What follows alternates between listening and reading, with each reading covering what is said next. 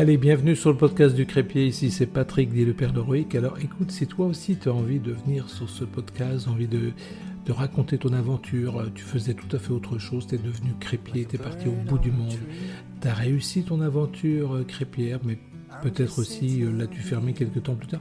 Mais écoute, ça vaut le coup toujours de le raconter et je t'invite à prendre simplement contact avec moi. Tu vas forcément trouver un mail, par exemple Patrick @écolecrépri.com, écolecrépri en un seul mot.com, et puis tu m'écris ça m'intéresse et voilà, c'est gratuit, on raconte une histoire. À très bientôt. Ça plaît pas, c'est pas grave, je fais ce que je veux. Salut. J'ai pas de saisonnier, j'en trouve pas. Chaque année, c'est pareil. Eh oui, tu as raison, tu as tout à fait raison. C'est que chaque année, c'est exactement la même chose. Chaque année, on s'y prend un peu tard. Chaque année, on crie sur le fait que les saisonniers sont de plus en plus exigeants, qu'il leur faut un gros salaire, qu'il leur faut une bagnole, qu'il leur faut un appartement. C'est tout juste, il ne faut pas les border le soir et leur faire un gros bisou au moment du coucher. À la limite, moi je dis oui, pourquoi pas. De toute façon, c'est l'offre et la demande. Ils savent très bien qu'ils sont attendus, ils savent très bien qu'il n'y a pas assez de crépiers pour les saisons. Et bien voilà, c'est comme ça. Maintenant, on peut peut-être imaginer que ça puisse se faire autrement.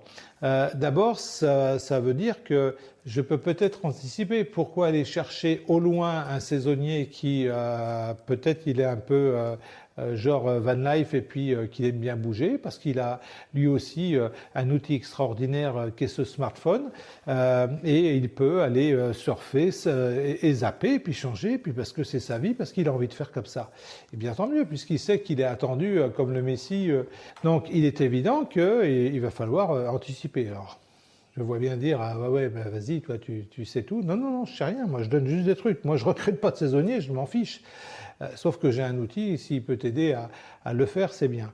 Alors, premier point, très souvent, on m'envoie là on m'envoie, alors ça commence là à fond, on m'envoie des mails qui me dit tout simplement, vous avez dû former ou t'as formé des stagiaires, Patrick, est-ce qu'il y en aurait un de libre pour faire une saison là ou là? Moi, je dis normalement non. Normalement non, parce que tous les gens que je forme sont des gens qui sont destinés à s'installer dans un food truck, une crêperie traditionnelle ou devenir des spécialistes de l'événementiel. Donc normalement, non, ils sont pas dispo. Mais bon, je passe des annonces parce que tous ceux que j'ai formés, il y a certains qui ne se sont pas installés et puis peut-être qu'ils peuvent répondre favorablement à une annonce. Maintenant, il est évident aussi que et peut-être que là, tu vas dire, il commence à m'énerver avec ses conseils, celui-ci. Et mon conseil, il est le suivant, c'est-à-dire que peut-être qu'il faut aussi anticiper les choses. On peut imaginer que ta crêperie, elle n'est pas sur un no man's land, elle n'est pas à Guantanamo, et qu'il y a certainement des jeunes, des moins jeunes, des gens qui ont envie de travailler autour de toi.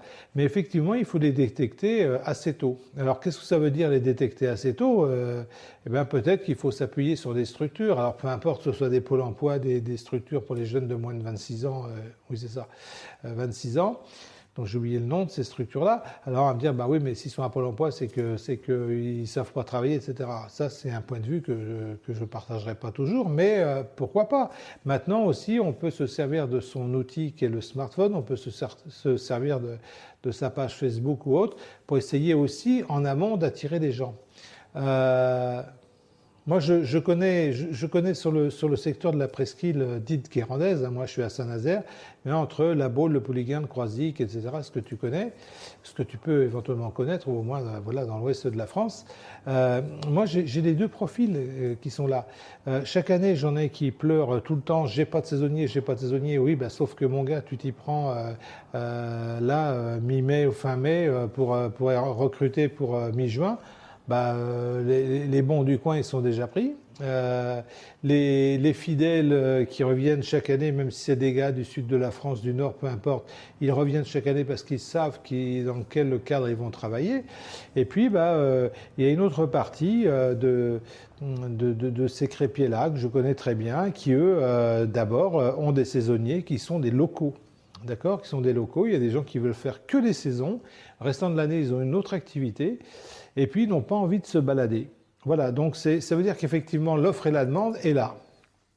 Donc le conseil pour essayer de ne pas faire trop long, c'est que là maintenant, si on est un peu dans l'urgence, ben, il faut pas, c'est pas parce que je mets quelques euros là dans l'affaire qu'il faut envoyer des torchons. Alors moi, qu'est-ce que j'appelle un torchon? C'est du style, l'annonce, c'est bon, chacun sait mettre son adresse bien sûr, mais c'est du style, je recrute 1 ou 2 saisonniers de telle date à telle date, nourris, logés. Voilà, et ben moi, ce genre d'annonce, elle est aussi attirante que si tu mettais une planche de fakir. Alors peut-être qu'effectivement, il y a un crépier fakir qui existe, qui risque éventuellement de tomber sur l'annonce, et il va dire « Ah, quelqu'un qui m'offre le confort ». Ben, c'est pas comme ça. Comme disait la grand-mère Leroic, on n'attire pas les mouches avec du vinaigre, mais de l'eau sucrée ou du miel, disait-elle. Bien, c'est la même chose, c'est-à-dire qu'il va falloir rendre l'annonce un peu plus sexy. Ben, l'annonce un peu sexy, ça veut dire quoi? Un peu comme dans le speed dating pour rencontrer l'âme sœur ou un futur poste dans lequel on va évoluer, du moins sur lequel on postule, eh bien, c'est de mettre un petit peu ses meilleurs atours. Et ses meilleurs atours, c'est quoi? C'est pas de faire du cinéma, c'est pas... Là, je suis en train, tu dois le voir, là, j'ai un micro là, qui vaut, ça va faire du bruit quand je fais ça d'ailleurs, j'ai un micro qui vaut 12 ou 15 euros, qui est relié avec un fil à mon smartphone, tu vois, c'est tout bête, tout con, et ça donne un son qui est bien. On a aujourd'hui des régies son, des régies vidéo, on a tout ce qu'on veut, qu'on n'avait pas il y a encore quelques années.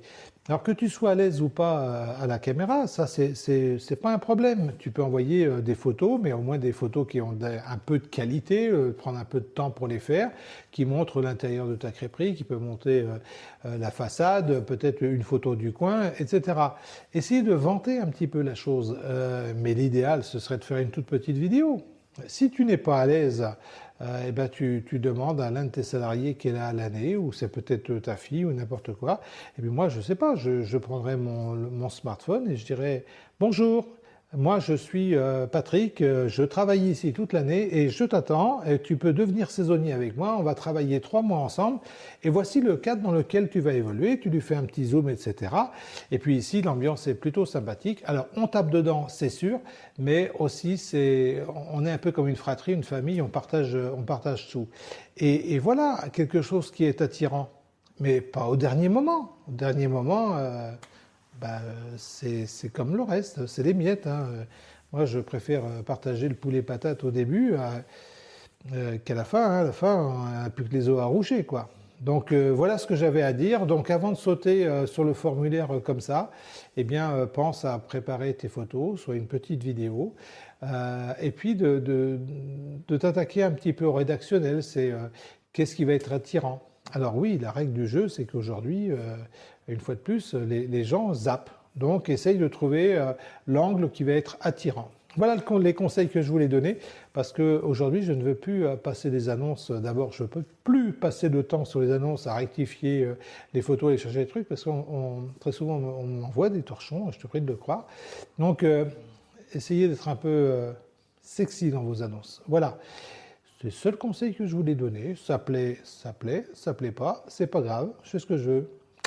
Salut, à bientôt. Je vais couper avec ça le petit doigt là, toc.